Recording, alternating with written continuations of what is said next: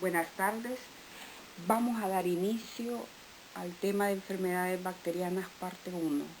Soy la doctora Blanca Margarita Cruz de Miranda. Recordarles que en su libro de texto de Robin, 9ª edición, en el capítulo de enfermedades infecciosas se encuentra el contenido de esta clase. A manera de introducción, decirles que las bacterias son las segundas en frecuencia de infecciones en el humano después de los virus. Algunos microorganismos bacterianos están distribuidos universalmente, mientras que otros se limitan a ciertas regiones geográficas. Las enfermedades infecciosas son más frecuentes en países tropicales y subtropicales y en vías de desarrollo tercermundistas como el nuestro. Hay algunas enfermedades que se han logrado controlar a través de las vacunas. Pero debemos recordar que las infecciones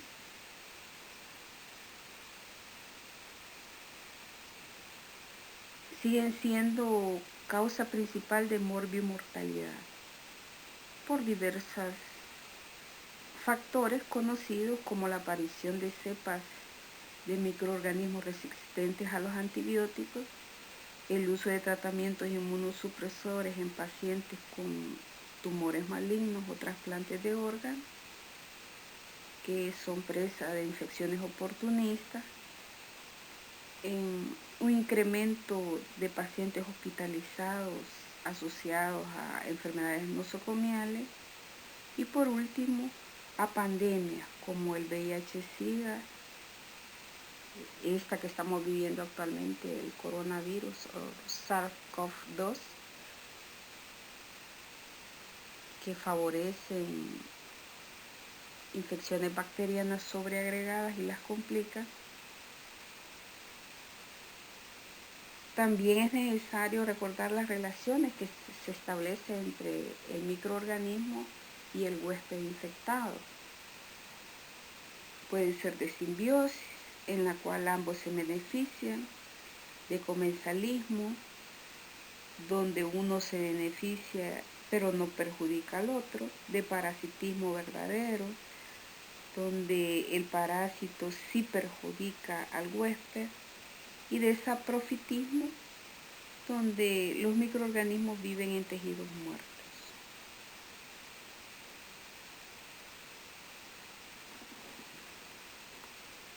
Hay que recordar que la transmisión de las enfermedades infecciosas tiene una cadena de eventos y es consecuencia de interrelación entre las propiedades del microorganismo, productor de enfermedad, y la capacidad de defensa del huésped contra este.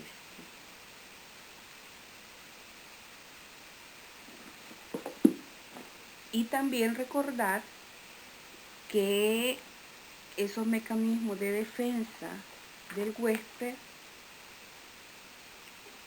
permiten que se desarrolle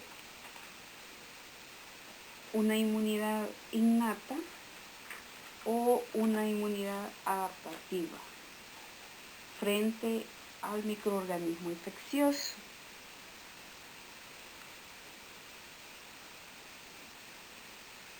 El cuerpo humano tiene la capacidad de controlar las infecciones por medio de diversos mecanismos, a través de barreras físicas, químicas, que obstaculizan la entrada de las bacterias desde el ambiente externo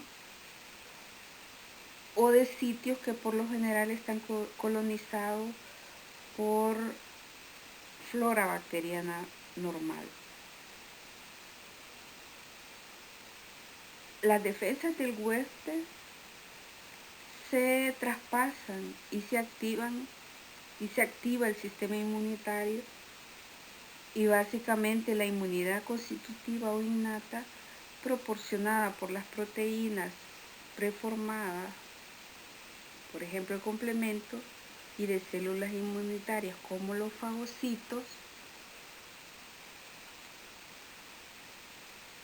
permiten la formación de anticuerpos. vemos también que hay una respuesta adquirida o adaptativa que también es parte de esa respuesta frente al microorganismo infeccioso. La inmunidad adaptativa o inducida comprende respuestas tanto tempranas como tardías que son activadas por proteínas antigénicas específicas, como por ejemplo los anticuerpos activos contra las cepas específicas del Streptococcus pneumoniae contenido en las vacunas neumocóxicas en un individuo previamente vacunado. La inducción de estas células receptoras inmunitarias específicas tarda varios días en el huésped no expuesto, con anterioridad desde el punto de vista inmunitario. La inmunidad protectora que ocurre después de la exposición inicial, ya sea por infección o vacunación, mediante generación de linfocitos de memoria y anticuerpos específicos para el agente infeccioso, permite que haya una respuesta mucho más rápida a la reinfección.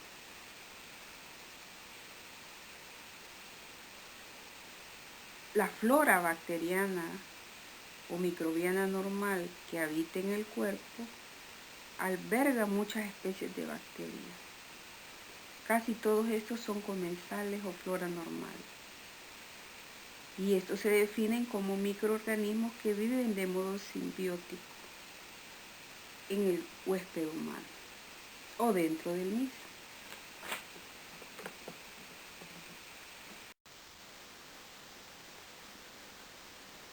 Al hablar de infección, tenemos que definir qué es la invasión y la multiplicación del microorganismo dentro del huésped.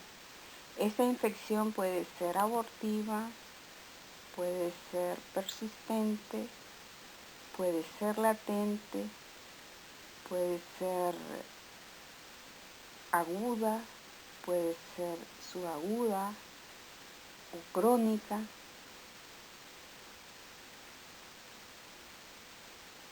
Importante también es definir la infectividad, que no es más que la invasión y multiplicación del agente infeccioso y el establecimiento de la infección en el huésped. La patogenicidad se define como la capacidad para producir lesiones orgánicas por parte del organismo infeccioso en el huésped u hospedero. La virulencia es el grado de esa patogenicidad. Quiere decir que el grado de virulencia puede ser leve o grave. Hay bacterias que son más virulentas que otras y con solo la presencia de pocas bacterias, menos de 10, pueden dar enfermedad. En cambio, otras necesitan colonias enteras para producir lesión en los tejidos del huésped. Esas lesiones tisulares pueden ser dependiendo de la respuesta inflamatoria e inmunológica que dé el huésped. Esas respuestas inflamatorias pueden ser de hipersensibilidad, una respuesta exagerada, que pueden causar lesiones a través de sus diversos mecanismos inmunológicos.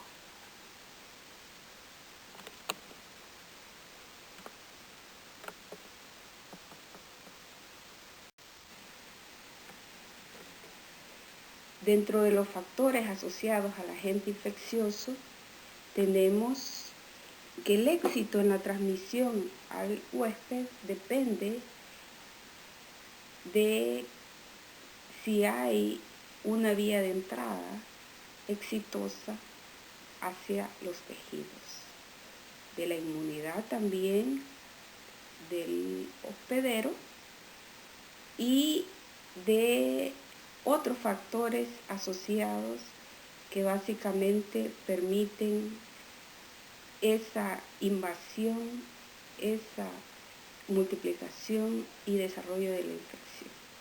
El sitio de ataque va a depender del tropismo bacteriano, ya sea de forma, esa vía de entrada puede ser de forma oral, nasal o por una ruptura de las barreras físicas como es la piel, una herida, un rasguño, que por ahí puede entrar algún agente infeccioso y causar enfermedad. El número de microorganismos también tiene que ver con el desarrollo de la infección. Hay bacterias que son virulentas y con solo la presencia de unas pocas de ellas, 10 bacterias, pueden causar lesión. La patogenicidad, que tiene que ver con la capacidad para invadir tejidos, multiplicarse y producir lesión orgánica, lo hace a través de producción de toxinas, evasión a los mecanismos de defensa del huésped y a la capacidad de liberar exotoxinas, endotoxinas o enzimas líticas hasta causar muerte celular y de tejidos. Dentro de los factores del huésped se encuentran los factores generales como la edad, la raza, el estado nutricional, enfermedades predisponentes. Acuérdense que los extremos de la vida son los mayormente afectados, que es la infancia temprana y los adultos mayores. Uno porque se está desarrollando, por ejemplo, en recién nacidos, y en los adultos mayores por su etapa senil o enfermedades asociadas está debilitada. No es lo mismo un huésped que esté bien nutrido a uno que esté desnutrido. La respuesta de defensa va a estar debilitada en el desnutrido, igual que las enfermedades asociadas debilitantes como la diabetes mellitus, la hipertensión, etc. Las defensas naturales como la integridad de la piel, mucosas, acción ciliar, flujo normal de fluidos y flora normal permiten detener estos procesos infecciosos. El estado inmunitario del huésped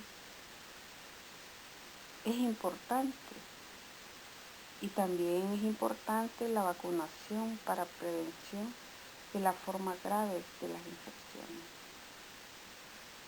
Recuerden que el estado inmunitario depende de esa respuesta humoral y celular inespecíficas y específicas que se dan en la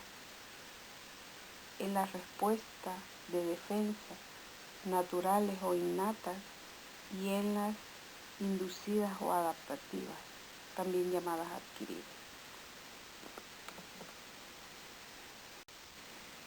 Las bacterias básicamente eluden los mecanismos de defensa del hospedero y tienen sus propios mecanismos de acción para causar lesiones dentro de los tejidos.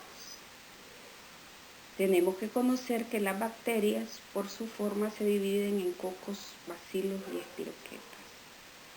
Espiroquetas, por ejemplo, como el Treponema pallidum, causante de la sífilis, los estreptococos en forma redondeada, que son los cocos, que pueden ser, están formando cadena, racimos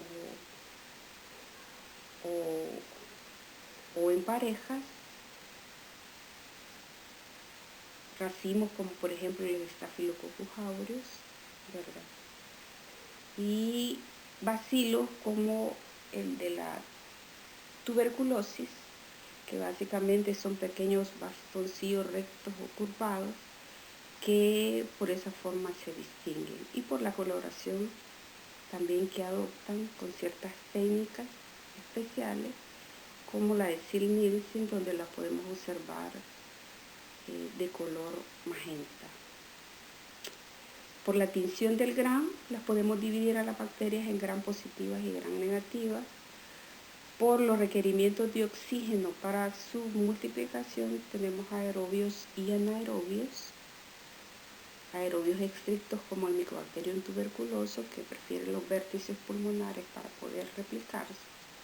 Por el sitio de multiplicación puede ser intracelulares obligados, como ejemplo la Chlamydia trachomatis, intracelulares facultativos y extracelulares. Aquí se observa una microfotografía del Mycobacterium tuberculoso y se observa la morfología basilar de color verde refringente.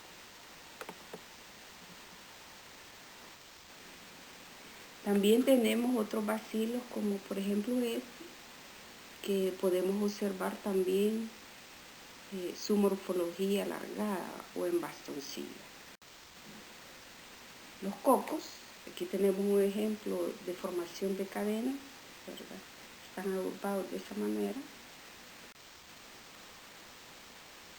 Vamos a desarrollar las generalidades de hitos importantes a través de la historia de estas enfermedades infecciosas en los procesos bacterianos.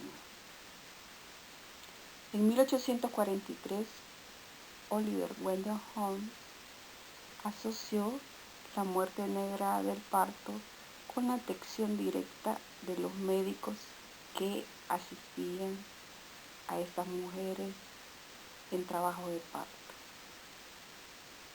Y esto fue muy importante porque dio pie a recomendaciones a extra iatrogenia con un buen lavado de manos antes y después de la atención del parto, para disminuir las muertes asociadas a la infección con estafilococo de estas mujeres parturientas. En 1865 Louis Pasteur demostró la teoría de los gérmenes y dio inicio a la biología moderna. Esto es importante porque básicamente se asoció un microorganismo infeccioso a la patogenicidad, o sea, esa capacidad de producir lesiones en los tejidos. En 1882, Robert Koch estableció los criterios para la demostración de la causalidad de las enfermedades infecciosas. Y en 1884, Mesnikov describió la fagocitosis por los macrófagos, en el que los leucocitos ingieren partículas extrañas, y básicamente con esto inició el estudio de los leucocitos y de la inmunidad celular en la protección frente a la infección.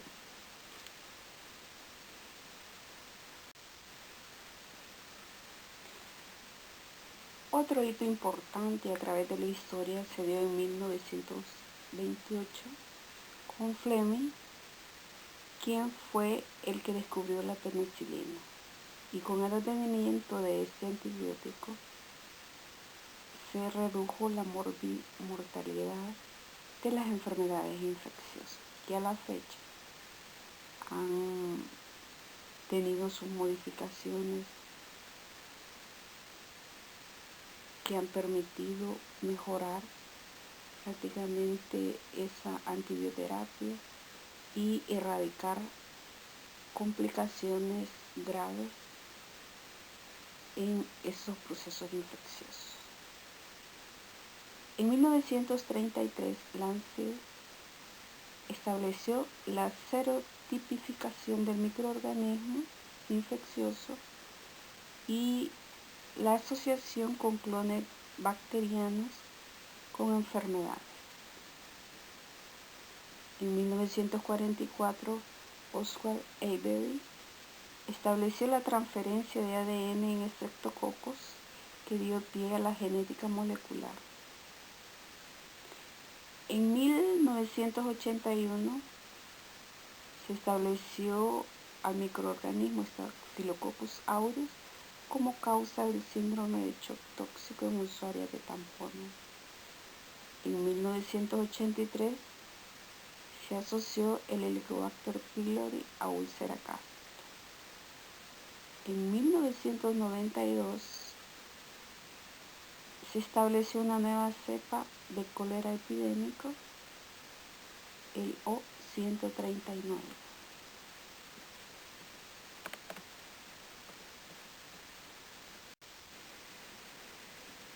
Bueno, para recordar los postulados de Koch, que son 4, en los cuales se establece que el microorganismo se puede demostrar normalmente en las lesiones de la enfermedad. El segundo postulado, el microorganismo puede ser aislado de forma de colonias en un medio sólido. El tercero, la inoculación del cultivo induce a la aparición de las lesiones en los animales de experimentación. Y el 4, el microorganismo se puede cultivar a partir de las lesiones de los animales. Y los modificados, vemos que el fenotipo se asocia a cepas virulentas del microorganismo y no a cepas avirulentas. La inactivación específica del gen relacionado con la virulencia disminuye cuantificablemente la patogenicidad y la sustitución de un gen mutante por un gen de tipo natural restablece la patogenicidad del microorganismo.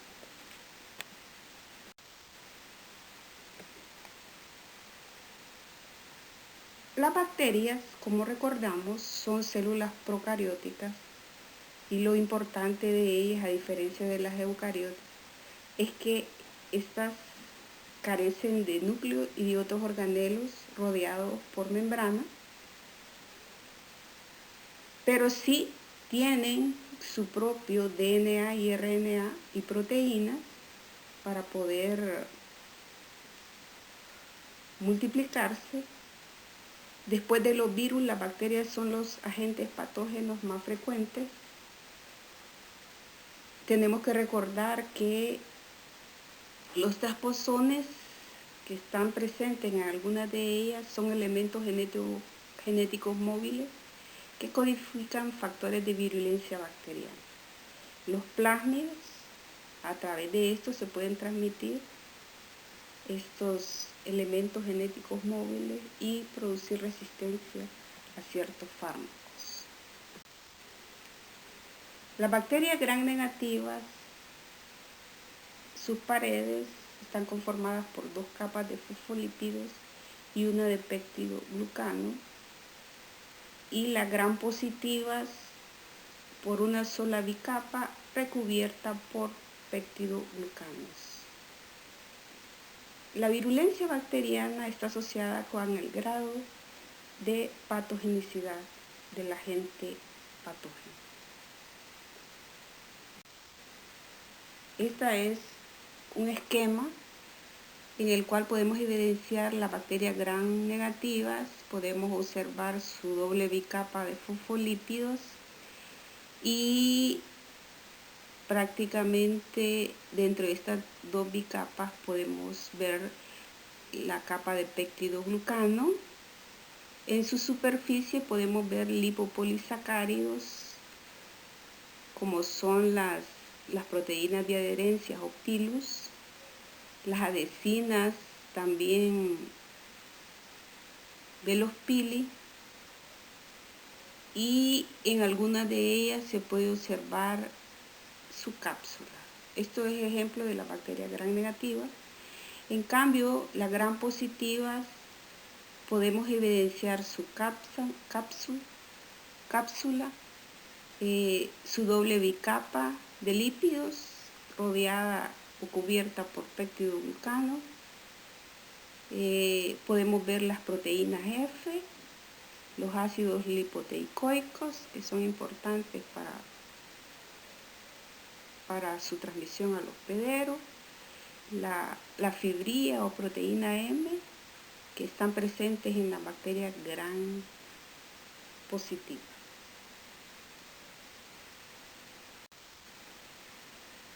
Aquí podemos observar un esquema de una célula eucariota y una célula procariota que conforma lo que son las bacterias.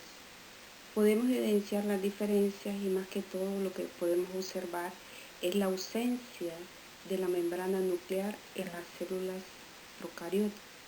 Pero, como ustedes ven, tiene su propio DNA y RNA para poder multiplicarse. Vemos las diversas organelas que están presentes tanto en la eucariota como en la procariota. Las adhesinas bacterianas no son más que moléculas de superficie que unen las bacterias a las células del hospedero. Dentro de estas tenemos las fibrillas, los ácidos lipoteicoicos, las fimbrias o pili, que están presentes en las bacterias gram negativas y que son proteínas filamentosas. Las endotoxinas bacterianas también son un ejemplo de lipopolisacáridos, que es un componente estructural de la pared externa de las bacterias gram negativas y que básicamente esto le permite su virulencia. Las exotoxinas bacterianas son sustancias enzimáticas secretadas por bacterias. Dentro de estas tenemos enzimas como la lecitinasa, que lesiona membranas plasmáticas de glóbulos rojos, leucocitos y células endoteliales.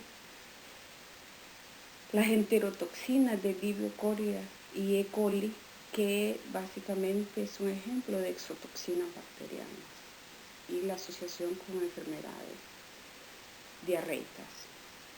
Los superantígenos también son toxinas bacterianas que estimulan la producción de linfocitos T y citocinas inflamatorias que agravan los procesos infecciosos. Las infecciones por gram positivos, ejemplo, tenemos los Staphylococcus aureus, que es coco gram positivo. Tiende a formar cúmulos en forma de racimo, que es lo típico de los estafilococos. Producen lesiones diversas, dentro de estas las cutáneas, faringitis, cuadros neumónicos, endocarditis, intoxicación alimentaria y un síndrome importante de shock tóxico en las mujeres usuarias de tampones. Los estafilococos tienen varios mecanismos de acción. Dentro de estos tiene una cápsula de lipopolisacáridos para unirse a materiales protésicos.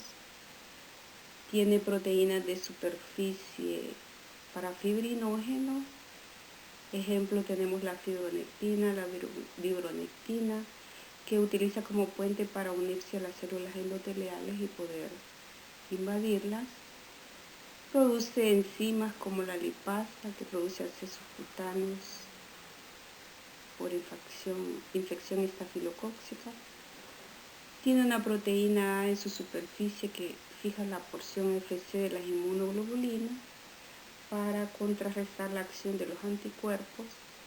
Produce también toxina alfa, beta, enterotoxinas y toxinas exfoliativas que da el síndrome de piel escaldada asociada a estafilococo en infantes.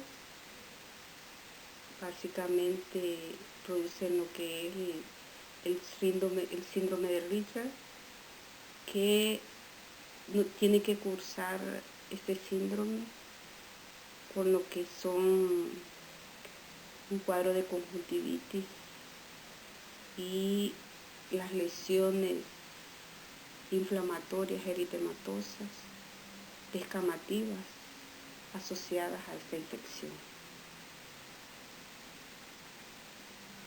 Y la toxina del síndrome de shock tóxico, que puede llegar a la muerte de las usuarias de tampones. También hay una toxina alfa productora de poros, es una proteína que favorece prácticamente la destrucción celular. Y una proteína beta que es una esfingomielinasa que favorece también la diseminación del estafilococcus. Los Staphylococcus aureus producen una toxina exfoliativa, una serin-proteasa que rompe la piel y produce una lesión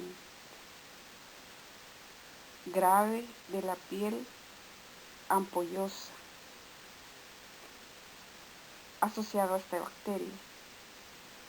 Además, puede producir en mujeres usuarias de tampones el síndrome de shock tóxico, que también es una enfermedad mortal y es producida por superantígenos.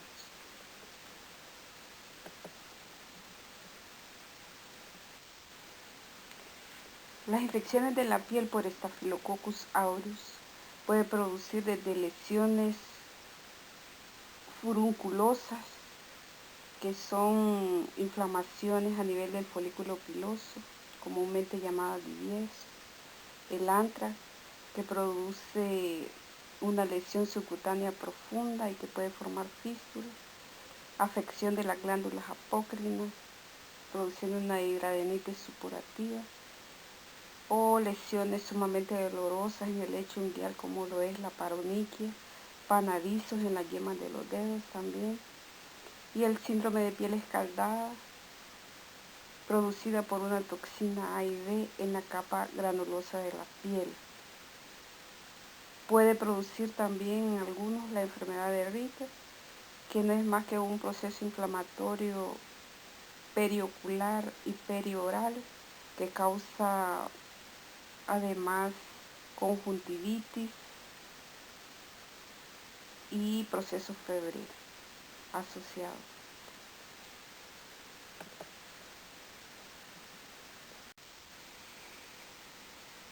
El Staphylococcus aureus en el pulmón puede dar procesos de neumonía en pacientes hospitalizados, ya que se considera una enfermedad nosocomial. Generalmente lo que produce en los alvéolos es destrucción, acompañado de un infiltrado neutrofílico extenso. Previamente estos pacientes tienen como antecedentes afecciones virales, infecciosas a nivel pulmonar, que sirven de nicho para el desarrollo de estas enfermedades nosocomiales. Como ejemplo, ahorita lo que tenemos, la pandemia del coronavirus, puede ser un nicho infeccioso que puede favorecer el desarrollo de enfermedades bacterianas asociadas a pacientes hospitalizados. Generalmente puede haber como complicación diseminación de trombos infectados.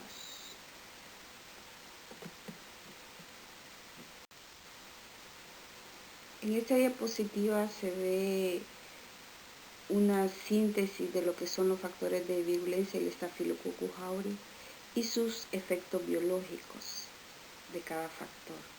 Por ejemplo, las adhesinas son proteínas de superficie que favorecen el anclaje a las células del huésped. La cápsula inhibe la quimiotaxis y la fagocitosis,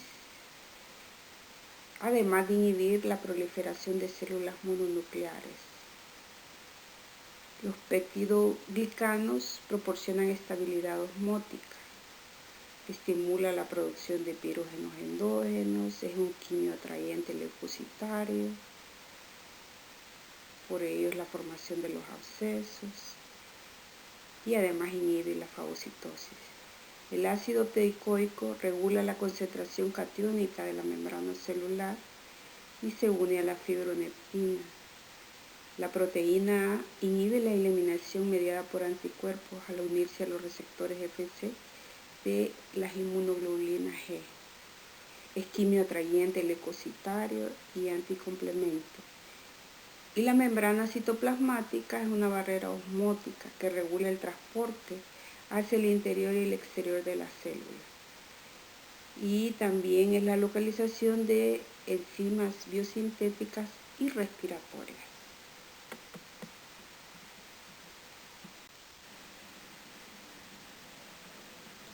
Otros factores de virulencia es la producción de toxinas, citotoxinas, toxinas efloriativas y enterotoxinas.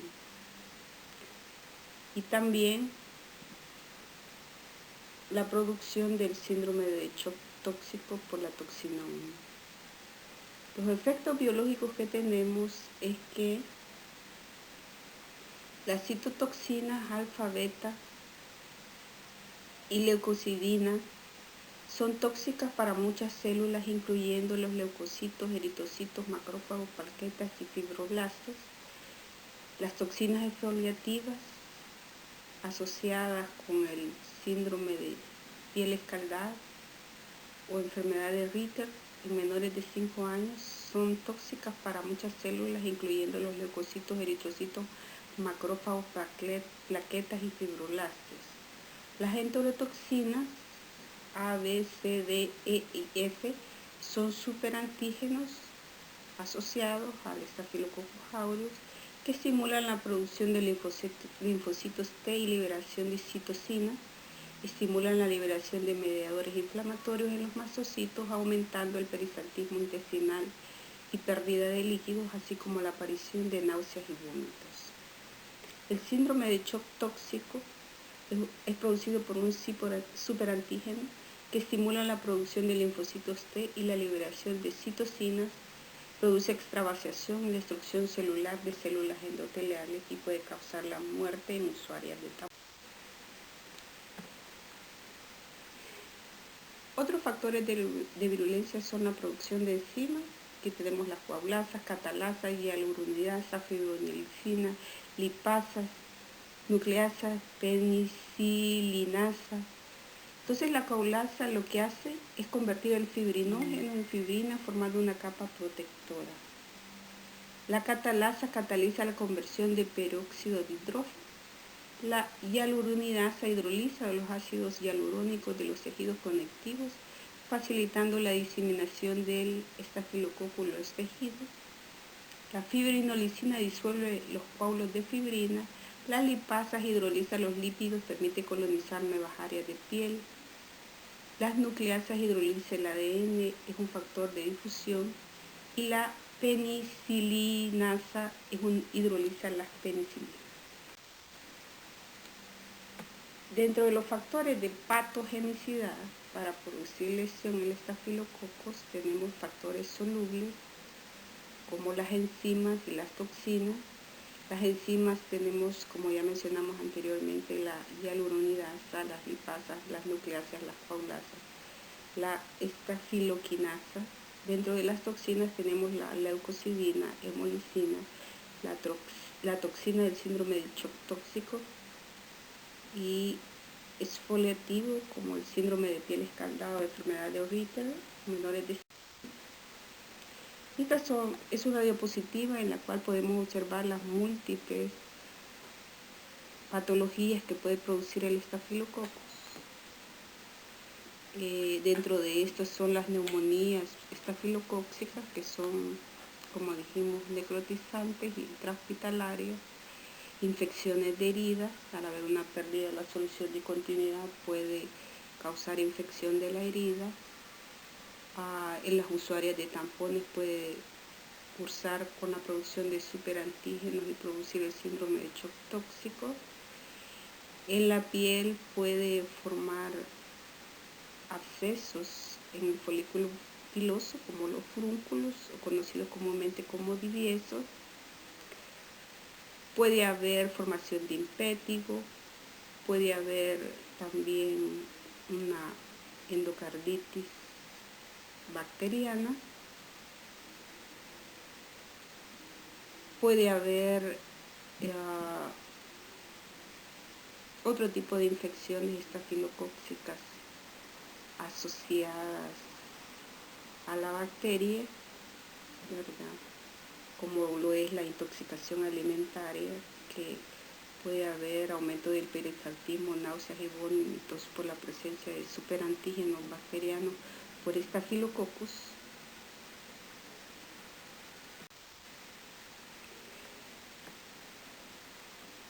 Otro Staphylococcus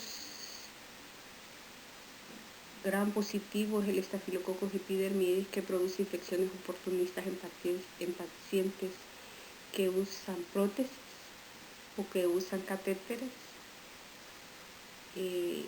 o válvulas cardíacas o también son usuarios de drogas intravenosas. Puede producir infecciones en estas prótesis, en estos catéteres por Staphylococcus epidermidis, debido a su cápsula de exopolisacáridos que permite prácticamente su adherencia en estas prótesis valvulares. Vemos que el Staphylococcus epidermidis presenta un glucocáliz de protección y se adhiere a las superficies plásticas y metálicas de las prótesis de los usuarios afectados. Hay formación de biofilm por la bacteria. Las infecciones por catéteres, tenemos aquí las válvulas cardíacas artificiales, las válvulas intracraneales también, y la prótesis de tejido óseo contaminados por Staphylococcus epidermidis. Puede también dar bacteremia o septicemia, dependiendo de la magnitud de la infección y su diseminación. Septicemia generalmente en los extremos de la vida, en niños prematuros y en pacientes inmunocomprometidos.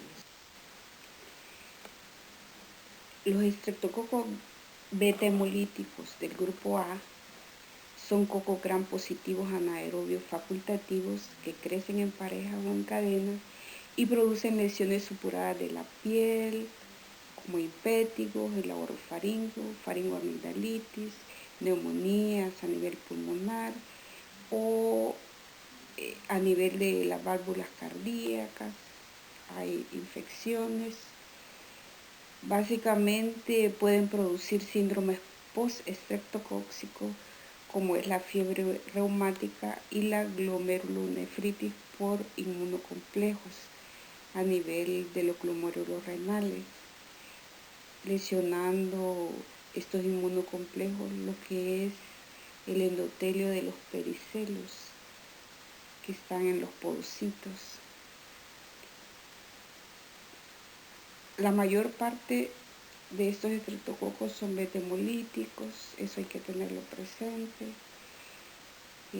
En la fiebre reumática, ese proceso inmunológico se da porque contienen proteína M que impide la fagocitosis y hay una reacción cruzada con la miocina cardíaca. De ahí todos los procesos inflamatorios en las articulaciones, corazón, en los cuadros de fiebre reumática. También hay que recordar que como es una bacteria gram positiva, tiene ácidos lipoteicoicos, exotoxinas pirógenas, y básicamente la presencia de esta bacteria genera anticuerpos antiestreptocóxicos, que es por ello que preventivamente esos pacientes que adolecen de faringoamigdalitis a repetición hay que darles tratamiento preventivo con penicilina para evitar la recurrencia de las infecciones.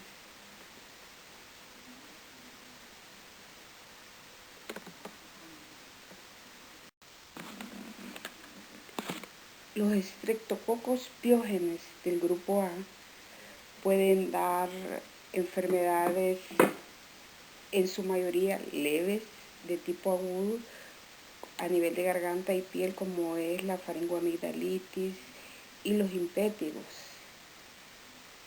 Puede dar cuadros de erisipela, escarlatina, pero algunas veces generar enfermedades graves como los síndromes postestreptocóxicos, asociados a estas infecciones de garganta y de piel. Estas enfermedades sindrómicas postestreptocóxicas están asociadas a fiebre reumática por una reacción cruzada a las proteínas cardíacas y también en la glomerulonefritis postestreptocóxica asociada al depósito de inmunocomplejos a nivel de los podocitos, específicamente en el endotelio, a nivel del glomérulo renal. Estos síndromes postestreptocóxicos generalmente también, para prevenirlos, a estos pacientes que tienen infecciones recurrentes de faringoamigdalitis o de impétidos, se tratan preventivamente con penicilina. Es importante recordar también que estas bacterias se conocen también como bacterias comedoras de carne o carnívoras porque están asociadas a una fascitis necrotizante, que es una presentación grave también, al igual que el síndrome de shock tóxico asociado a estreptococos en los usuarios de tampones.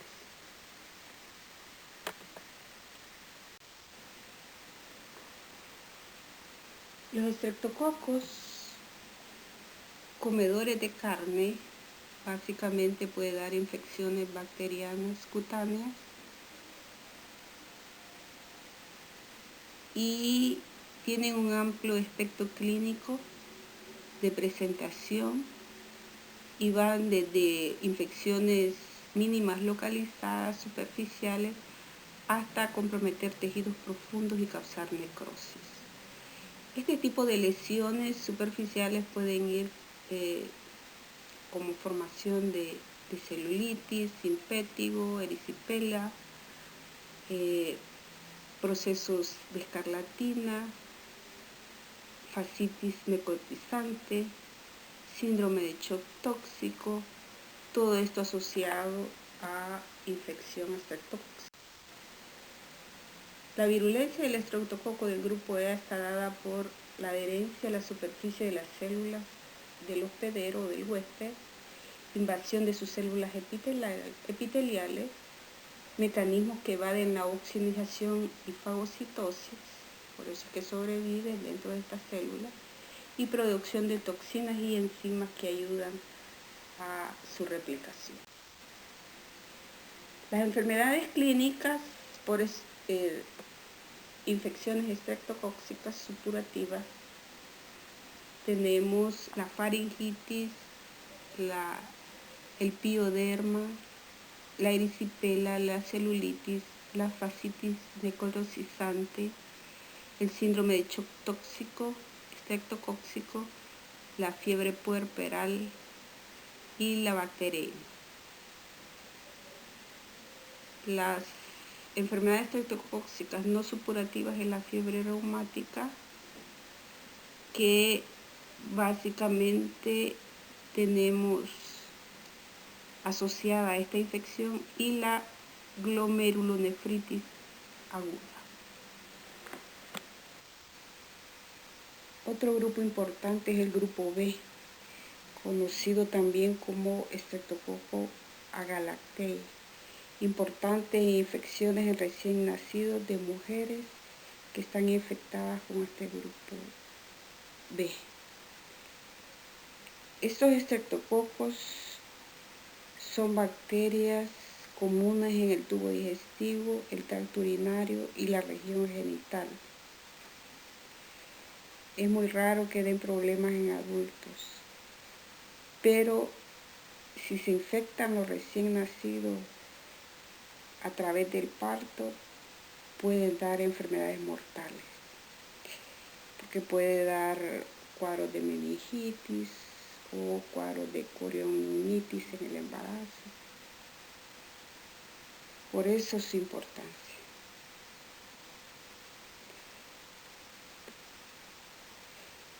Y también pueden dar cuadros de neumonía en estos recién nacidos. Aparte de la meningitis, pueden dar neumonía.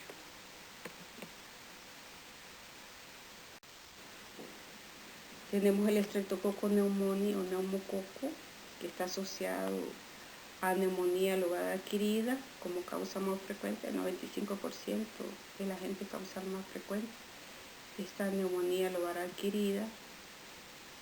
Es un estreptococo alfa hemolítico, libera neumolicina y puede producir meningitis en adultos. Y el estreptococo mutans, que está asociado a la caries dental y a la mala higiene y al no retiro de prácticamente con un buen cepillado de la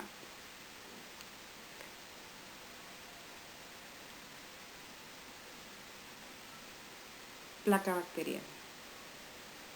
Más que todo metaboliza la sucrosa en ácido láctico y segrega glucano, y prácticamente estas bacterias forman lo que es la placa bacteriana. Los Clostridium son anaerobios productores de esporas y son un grupo de bacterias que pueden dar una variedad de enfermedades. Tenemos el Clostridium perfringens, el Clostridium septicum, que está relacionado con mionecrosis anaerobia, igual que el perfringens. El Clostridium sordelli en infecciones en embarazadas, que pueden llevar a la muerte. El Clostridium tetani, el Clostridium difficile y el Clostridium botulinum, entre los principales. El Clostridium perfringens produce celulitis o un cuadro de mionecrosis anaerobia, igual que el sordelli. Ocasionan intoxicaciones alimentarias también y sepsis, y es una enfermedad grave, media resistente. Este Clostridium perfringens produce 12 toxinas. La más importante es la toxina alfa, que es una fosfolipasa C, que destruye prácticamente varias células del huésped infectado, los glóbulos rojos, plaquetas, células musculares. También liberan enzimas como la colagenasa y la urominasa, que destruye la matriz extracelular. Le permite invadir las células del huésped.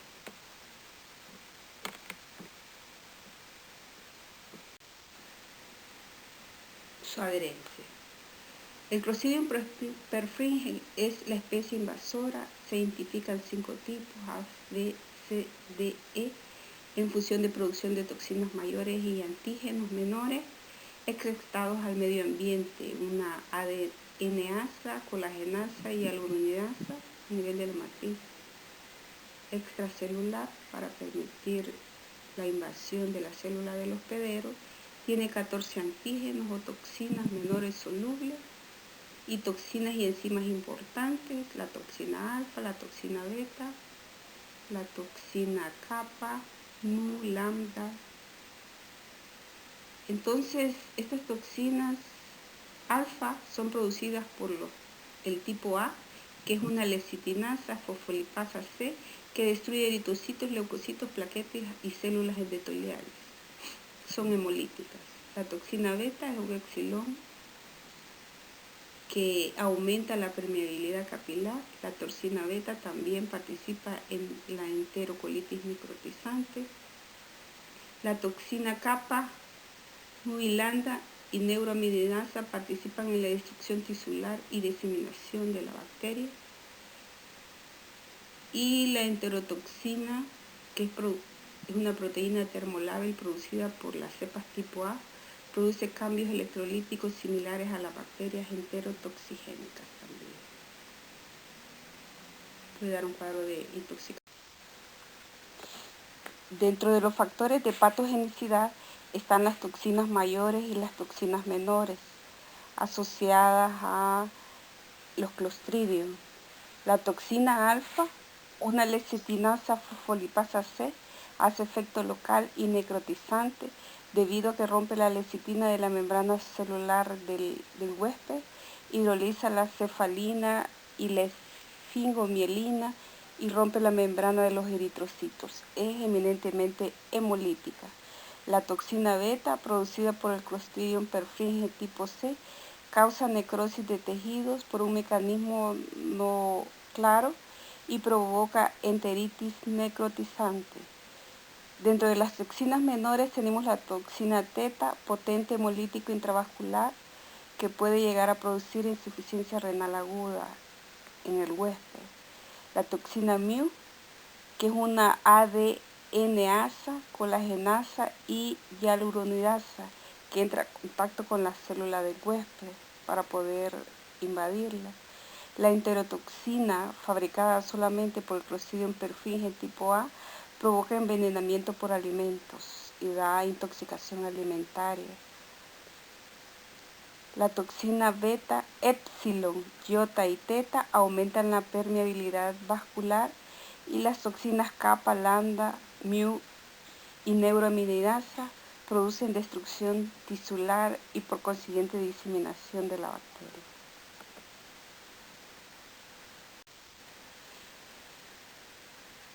Otro Clostridium es el Clostridium botulinum, que crece en alimentos no perecederos o enlatados descompuestos, liberando una toxina que produce una parálisis grave de músculos respiratorios y esqueléticos y bloquea la liberación sináptica de acetilcolina.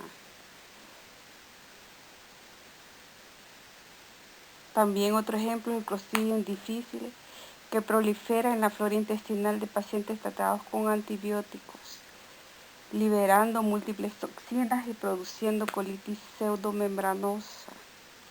Esta es una enfermedad grave que está asociada a la antibioterapia con clindamicina, ampicilina y cefalosporina.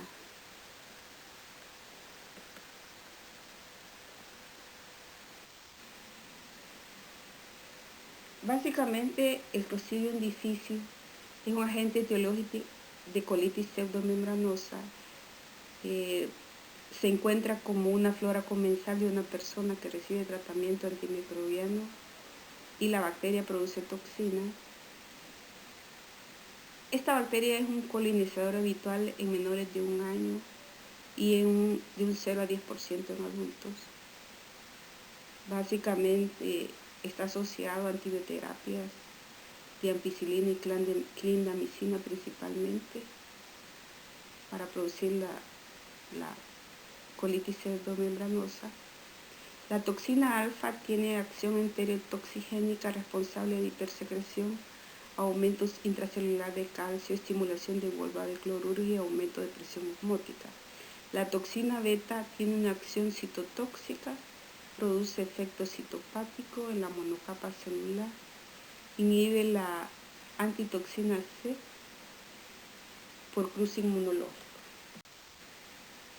A nivel intestinal, el Clostridium difficile produce necrosis de la mucosa intestinal, acumulación de células inflamatorias y fibrina, lo que genera la formación de una pseudomembrana.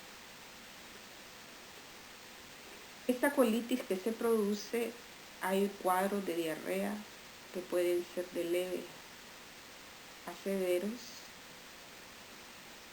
son acuosos o sanguinolentos, hay cólico abdominal, hay una leucocitosis, fiebre, hipovolemia, sepsis y puede llegar esto hasta la perforación intestinal. Luego viene el Clostridium tetani, que prolifera en la cicatriz umbilical del recién nacido, liberando una potente neurotoxina llamada tetanospasmina. El blanco de la toxina tetánica es la cinaptoverina. Aquí podemos ver un recién nacido en esta fotografía si adolece de tétano y como podemos ver,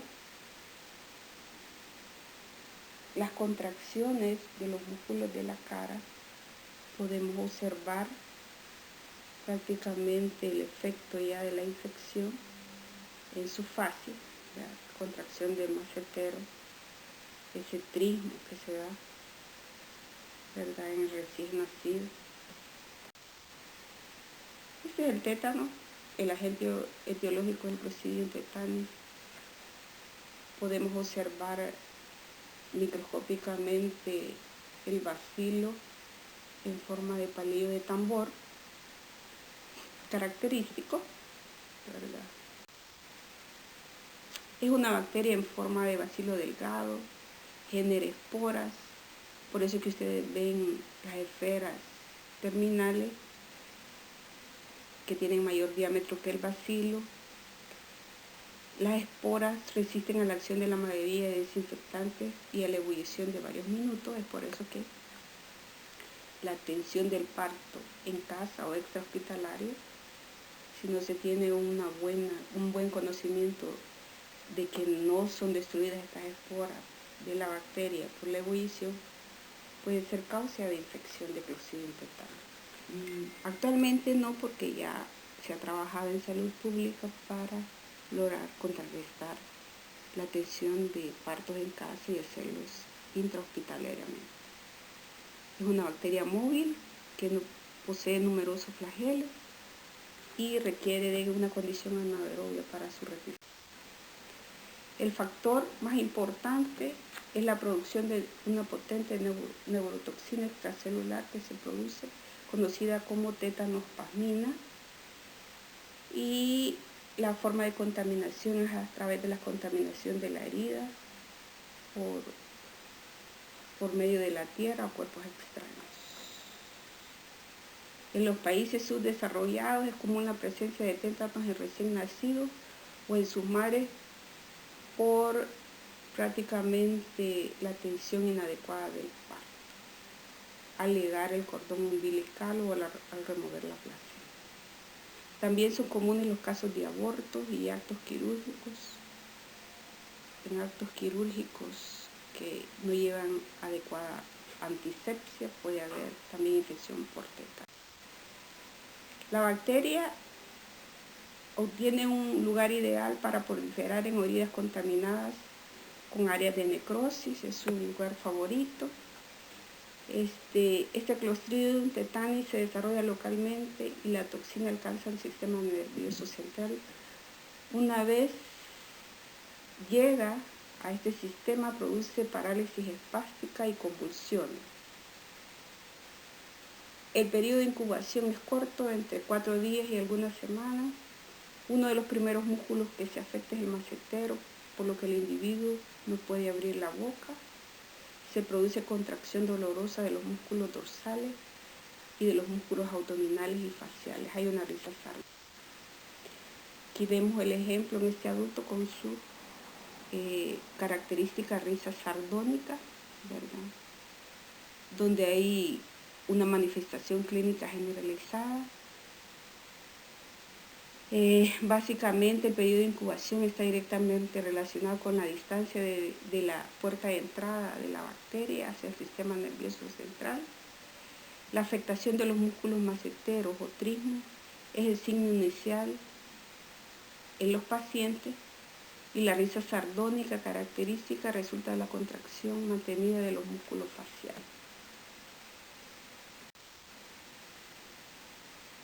A medida la enfermedad se desarrolla y avanza, produce espasmos que se generalizan e incluyen los músculos de la deglución y la respiración. El paciente sin tratamiento muere por agotamiento y falla respiratoria, y lo grave es que el paciente es consciente de su patología. Aquí podemos ver prácticamente un dibujo de un arqueamiento del dorso del paciente, que se conoce como opistótono, en un paciente afectado por tétano, un soldado.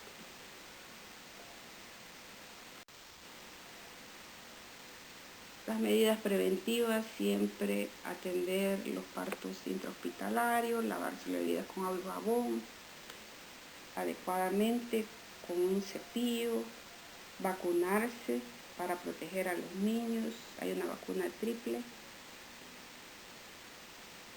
luego una doble. Todos los adultos deben revacunarse cada 10 años con la doble antitetánica y aplicarse una dosis cuando se produzca una herida sospechosa. Las personas con heridas que no estén vacunadas deben de recibir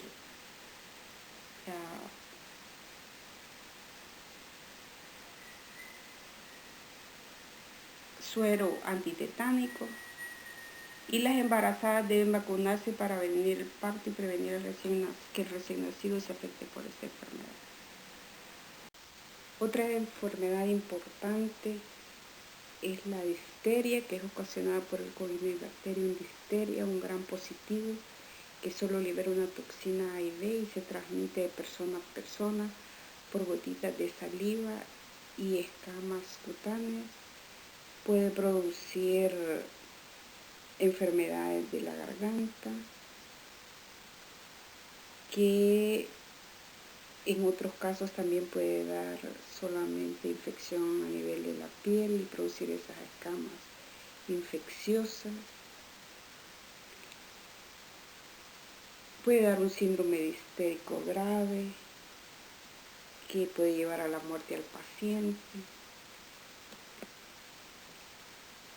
Y lo importante es que existe una vacuna que puede prevenir las formas graves de la enfermedad. La etiología de la difteria es el Corynebacterium diphtheria. Aquí podemos ver el palillo en forma de tambor, es un bacilo gram negativo y es anaerobia, no es porulado, no tiene flagelos ni cápsula. La prevención de esta enfermedad, como ya dijimos, es la DPT, la vacuna que contiene la difteria, el tétano y contra la tosferina.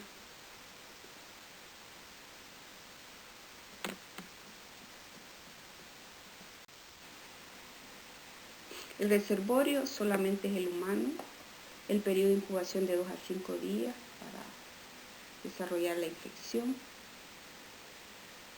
Estos son los bacilos, aquí los podemos ver en esta fotografía. El periodo de transmisibilidad 2 semanas aproximadamente. Vemos una variación estacional marcada, pero en los países tropicales hay aumento en los periodos de invierno. Vemos que la difteria es una enfermedad que tiene una sola toxina A y B. Se bloquea la síntesis proteica de las células del huésped afectado. Hay liberación de exotoxinas que producen necrosis con exudado. A nivel de la faringe hay una formación de una membrana gruesa, superficial, dura, gris oscura, que al desprenderse puede dar obstrucción de la vía aérea. La infiltración neutrofílica es extensa, hay congestión vascular, edema intersticial y dilucidación de fibrina. Por este desprendimiento de esta membrana superficial dura, puede haber hemorragia y asfixia. Sistémicamente puede haber afectación de otros órganos, como el vaso, el hígado, el riñón, las suprarrenales. Podemos tener una hiperplasia generalizada de vasos y ganglios linfáticos debido a la absorción de exotoxinas. Puede haber cambio graso del tejido cardíaco con necrosis de las miofibrillas. Puede haber una polineuritis con degeneración de las vainas de mielina y axones. Y raramente un cambio y necrosis focal de hígado y riñón y suprarrenales. Básicamente, con la infección del Corynebacterium diphtheria, a través de su inhalación, Vemos que prolifera en la zona de fijación en la mucosa nasofaríngea, orofaríngea, laríngea o tráquea, aunque también puede formar lesiones satélites a nivel de esófago o de vías respiratorias inferiores. Se produce la liberación de exotoxina que genera una necrosis del epitelio respiratorio, acompañado de producción masiva de un exudado denso, fibrino purulento, que se observa aquí en la diapositiva, y hay una coagulación de ese exudado sobre la superficie necrótica ulcerada, dando lugar a una membrana superficial espesa y aspecto sucio y de color negro grisáceo, como podemos observar acá. La filtración por neutrófilos de los tejidos subyacentes es intensa y se acompaña de una importante congestión vascular, edema intersticial y exudado fibrinoso.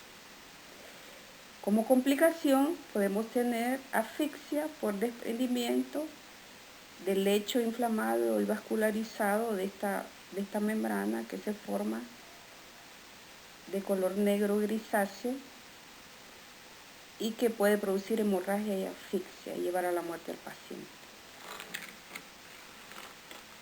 Al controlarse la infección, la membrana es desprendida o eliminada por digestión enzimática y reacción inflamatoria remitente. La infección bacteriana permanece localizada y se observa una hiperplasia reticuloendotelial generalizada a nivel esplénico y de ganglios linfáticos debido a la absorción de la exotoxina soluble en la sangre. Puede llegar a afectar otros órganos produciendo esteatosis miocárdica, necrosis aislada de miofibrillas, polineuritis con degeneración de las vainas de mielina y axones, que es más raro. Puede producir esteatosis y necrosis focales de las células parenquimatosis hepáticas, renales y de cápsulas suprarrenales. Vemos que actualmente la inclusión del toxoide de la difteria, que no es más que una toxina fijada en formol, en las vacunas infantiles, prácticamente no impide la colonización del Corynebacterium difter, pero protege a estos infantes inmunizados de los efectos letales de la toxina. Por eso hay que vacunar para evitar una complicación mayor y las lesiones de esta bacteria. Llegamos al final. Concluimos la parte 1 de enfermedades bacterianas.